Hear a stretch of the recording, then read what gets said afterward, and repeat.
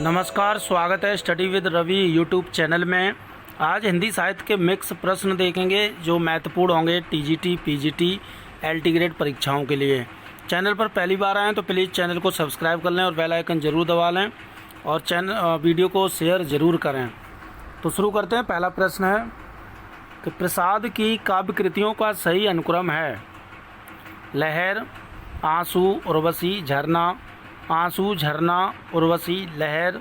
C option है उर्वशी, झरना, आंसू, लहर, या डी झरना, उर्वशी, आंसू, लहर।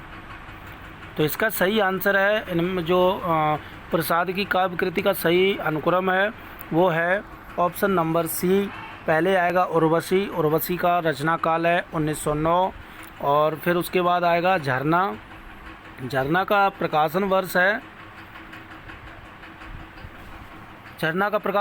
1918 और आंसू का प्रकाशन वर्ष है 1925 और लहर का प्रकाशन वर्ष है 1933 ईस्वी। तो इसलिए इसका सही आंसर होगा ऑप्शन नंबर सी, उर्वशी, झरना, आंसू, लहर। अगला प्रश्न है, एक तनी हुई रस्सी है जिस पर मैं नाचता हूँ। पंक्ति के रचनाकार कौन है? अज्ञेय, सर्वेश्वर दयाल सक्सेना, त्रिलोचन, केदारनाथ अग्रवाल। तो एक तनी हुई रस्सी है जिस पर मैं नाचता हूँ, पंक्ति के रचनाकार हैं ऑप्शन नंबर ए, अज्ञेय।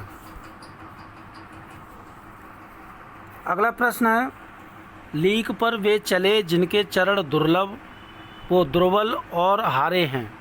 ये पंक्ति किसकी है?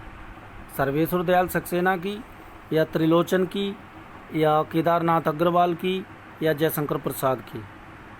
तो लीक पर वे चले जिनके चरण दुर्बल हैं और हारे हैं, यह पंक्ति है ऑप्शन नंबर ए, सर्वेश्वर दयाल सक्सेना की।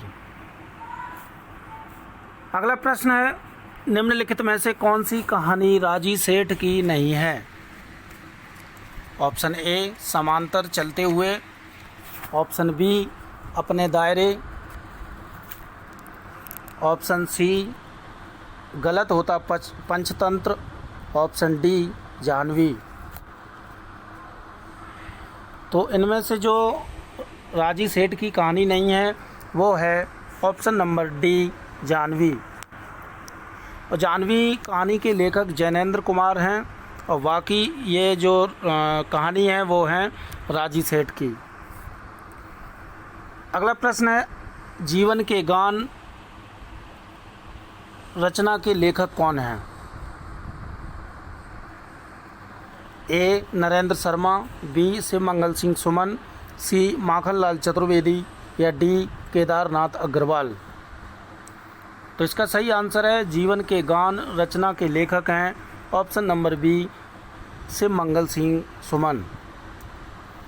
नरेंद्र शर्मा की रचना है एक बहुत महत्वपूर्ण है, प्रभात फेरी, ये 1938 की रचना है।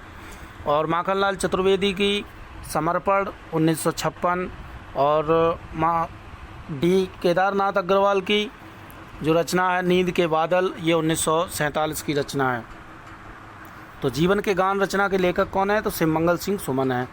अगला प्रश्न है, नींद के बादल रचना के लेखक कौन हैं? ए, केदारनाथ अग्रवाल, बी, त्रिलोचन, सी, केदारनाथ सिंह, या डी, शमशेर बहादुर सिंह।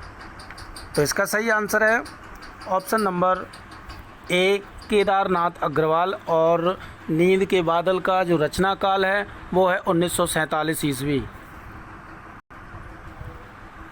अगला प्रश्न है, आधा गांव उपन्यास के लेखक कौन हैं?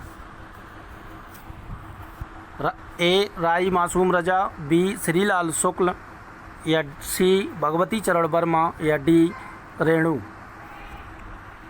तो इसका सही आंसर है ऑप्शन नंबर ए, राई मासूम रजा इस उपन्यास के लेखक हैं। और श्रीलाल शुक्ल का महत्वपूर्ण एक उपन्यास है राग दरबारी 1968 का। और रेणु का तो महत्वपूर्ण उपन्यास है मैला आंचल, जिसका प्रकाशन वर्ष 1954 ईस्वी है। और इसमें मैरीगंज गांव का वर्णन है और राग दरबारी जो श्रीलाल शुक्ल का उपन्यास है उसमें शिवपालगंज गांव की कहानी है। अगला प्रश्न है, इनमें से कौन शिशु संवेदना की कहानी नहीं है? नादान दोस्त, ऑप्शन नंबर बी चोरी, ऑप्शन सी कजाकी, ऑप्शन डी दो सखियाँ। तो इसका सही आंसर है, इनमें से जो शिशु संवेदना की कहानी नहीं है वो है ऑप्शन नंबर डी दो सखियाँ।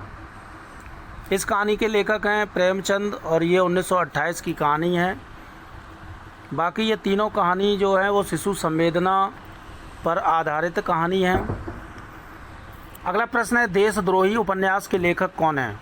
यशपाल, उपेंद्रनाथ अश्क, भीष्म साहनी, प्रेमचंद। तो इसका सही आंसर है, देशद्रोही उपन्यास के लेखक हैं यशपाल, ऑप्शन नंबर ए यशपाल। और इस कहानी का प्रकाशन वर्ष है 1943 ईस्वी। अगला प्रश्न है, अभिज्ञान निबंध के लेखक कौन हैं? अमृतलाल नागर, हजारी प्रसाद द्विवेदी, नरेंद्र कोहली, वृंदावन लाल वर्मा। तो इसका सही आंसर है, अभिज्ञान निबंध के लेखक हैं option number C Narendra Kohli. और अभिज्ञान निबंध का जो रचना काल है वो है वो है 1981।